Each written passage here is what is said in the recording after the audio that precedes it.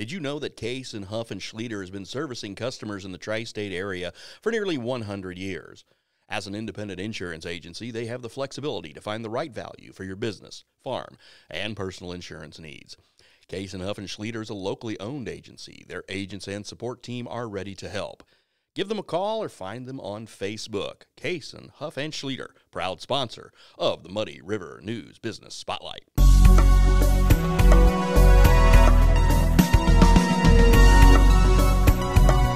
Hello, I'm Bob Goff, and welcome to the Muddy River News Business Spotlight, brought to you by Case and Huff and Schlieder Insurance and area distributors. Well, we're starting a new program here where we want to highlight local businesses, big and small, and some of those who are non-for-profits but do good work for the community.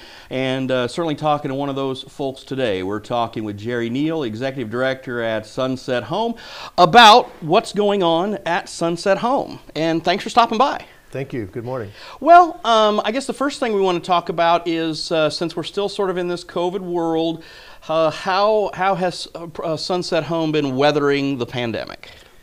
Probably like all of the other facilities in town. You know, it's been devastating from the very beginning, I guess. We were very fortunate. You know, when this thing started back in March or April of 2020. We went from that point on. We were closed down. You know, we were mashed up and closed down for the entire period. But we really didn't get hit with cases until late fall. If you remember, that's back about when Adams County was in a very high positivity rate, and you know, staff would be in the community and they would come in, even though we were testing daily and doing checks. They would be asymptomatic for a day or two before they even realized they had it, and obviously was bringing it into the facility, and that happened, I think, across the community. But I think at the height of the pandemic for us, I think we had 17 residents on our COVID unit at one time. That was the highest level. And then things got better towards the end of the year, beginning of 2021 and into the spring. We were able to open back up for indoor visits, and things were starting to open back up a little bit, and then the variant hit. Yeah. And it kind of you know, hit us again with having to reopen the COVID unit, and some additional staff members testing positive. But as of last Friday, the county positivity rate was down to 3.5 or so. We were able to open back up for indoor visits with families, and so we're very hopeful that maybe we're on the downhill slide of this thing once again. And for you know, for Sunset Home, when you're talking about the residents there, and you know, for them to not have that human interaction, it's got to be so difficult. The isolation factor has been probably the most significant event, you know, for the residents themselves. We saw you know, isolation. We saw, you know, depression. We saw even failure to thrive in some cases, you know, when there was not the human interaction that we could have. We did the best we could with trying to do virtual meetings with families. We got very creative within our activity department in terms of trying to maintain some type of social activity in the facility, even though we couldn't do them in groups. We were doing hallway bingo.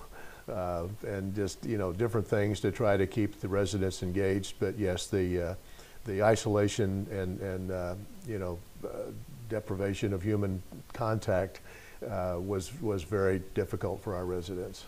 So as we stand today, what's your occupancy rate at Sunset? Well, that's another thing that is hit. We were pre-pandemic. We were running a census of approximately 125 to 130. We got down as low as 90. We're licensed currently at 132.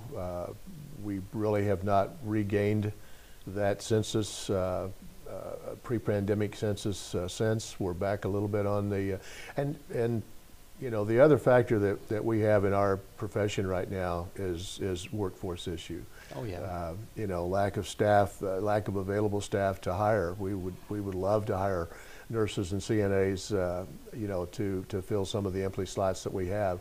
But my outreach coordinator recently sent me an email that over the past few months, we've probably turned down 130 to 140 referrals just because we couldn't admit them due to the quarantine situation of a roommate, you know, the male-female situation in rooms, or being able to open up another nursing unit due to a lack of staff. And that lack of staff, what are you doing to combat then? Have you seen the need to kind of raise your wages a little bit? We raised our wages about a little less than a year ago. Of course, the minimum wage is going up. We're above that, and we are also continuing to do merit evaluation and raises, not only merit, but then we're also increasing that with what we call a market increase, so that when we get to that $15 an hour minimum wage, we're going to be at that level above that we currently are, to stay above that level. And again, it's right, you are in it's a very competitive environment. You have to try to figure out what you're going to do to not only bring new people in, but also retain the employees you've had for a long time. Absolutely. And you know, I think that's when you're looking at this this environment, and I know the city and then the powers that be are trying to do some things to invite and entice more people to come live and work in Quincy, and you know, trying to make sure that every facility has certain things they can offer. I think that's a good way to market yourself. And one of the things that you folks have had, you know, you've done some pretty major renovations and additions in the not too distant past, correct? We are currently renovating one of our buildings that was licensed skilled. We've taken those beds out of our skilled license and are converting it to an 18 apartment assisted living. We're probably about halfway through that renovation process right now. We're hopeful that we can have it open by the first of the year. And that'll be our first go with assisted living. We know we've had the independent living side with Sunset Apartments and Sunset Villas, and of course the skill facility. But assisted living is a piece that kind of completes the puzzle for us for a full continuum of care. And you know, I know that your Alzheimer's unit is also very highly thought of in the community as well. Well, that's the unit. We really did away with the specialized Alzheimer's unit a number of years ago. Okay. There were some other freestanding units, facilities that came into town, and we weren't able to maintain that census. So it's actually that's the building that we're actually converting to assisted living. Well, you got to adapt then. That's what it's all about. We're still able to admit residents with dementia diagnoses. We just don't have the closed unit or locked unit for those that are exit seeking. Sure, I understand. And you're also in the middle of a pretty exciting project with some fundraising and stuff too, correct?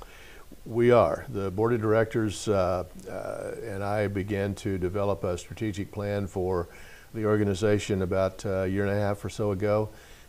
We made the determination that the old building, institutional sized building that we're in, was very inefficient to operate, and so long story short, we kind of made the plans to build a new replacement facility on a piece of ground that we own overlooking the river.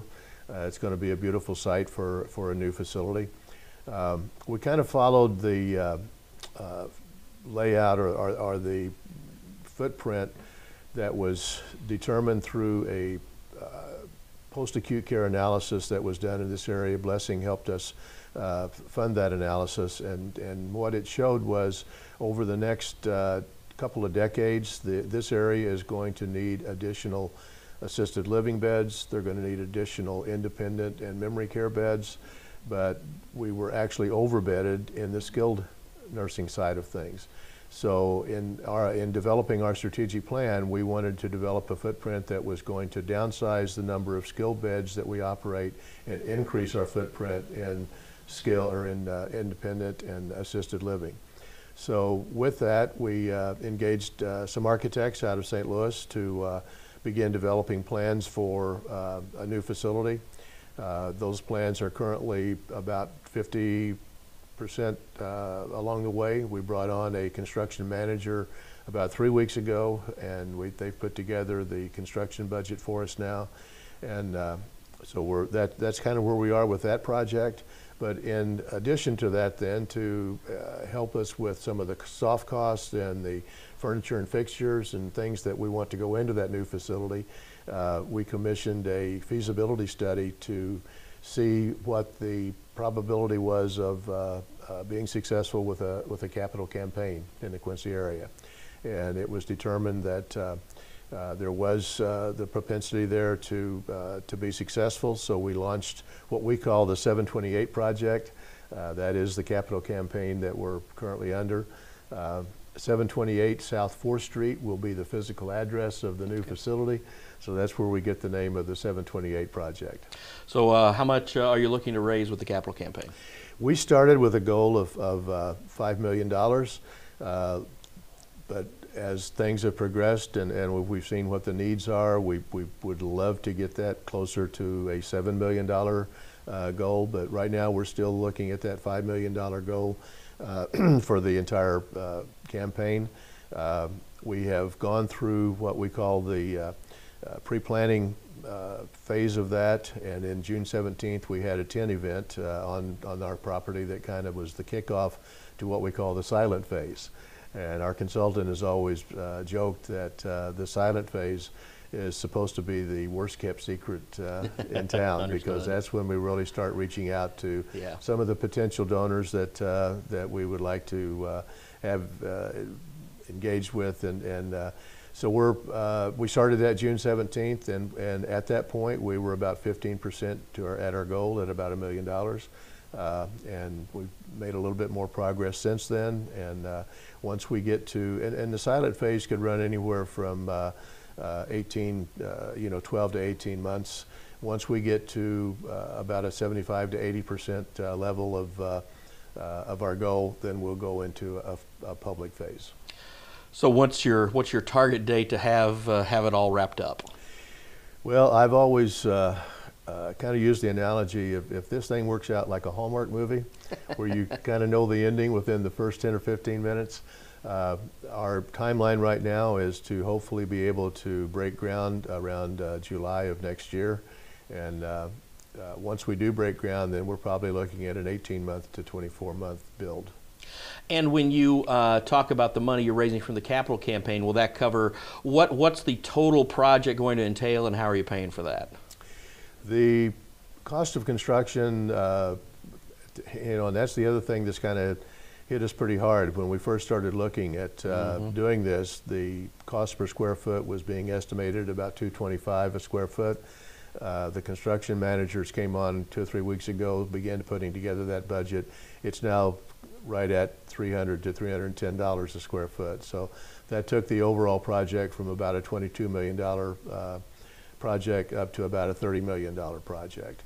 The majority of that will be financed long-term, non-recourse through a HUD loan. Okay. And then so the capital campaign money would not be, the majority of the campaign money would not be used for the actual construction cost of the facility, but it would cover the soft costs, the Sure. fees and engineering fees and architectural fees and so forth, as well as then furnishing the new facility. All right. Well, it certainly sounds like the 728 project is a worthy project. We wish you luck with it, and we'll do our best to help you get the word out on it. Thank you. Appreciate it very much. All right. That was Jerry Neal, the Executive Director of Sunset Home, and I'm Bob Goff. And thank you for joining us on our Business Spotlight. Have a great week. Representing nearly 20 A-rated insurance providers, Case & Huff & Schlieder caters to most any type of insurance. Business, farm, home, auto, and health for nearly 100 years. Their team of experienced professionals is second to none in providing coverage for your insurance needs. Case & Huff & Schlieder will find the most cost-effective solution to your business challenges, and with their experienced agents, they know how to navigate the insurance markets. 100 years, an agency built on service, no matter what side of the river you call home. Give them a call today or find them on Facebook. Case & Huff & Schlieder, peace of mind since 1923.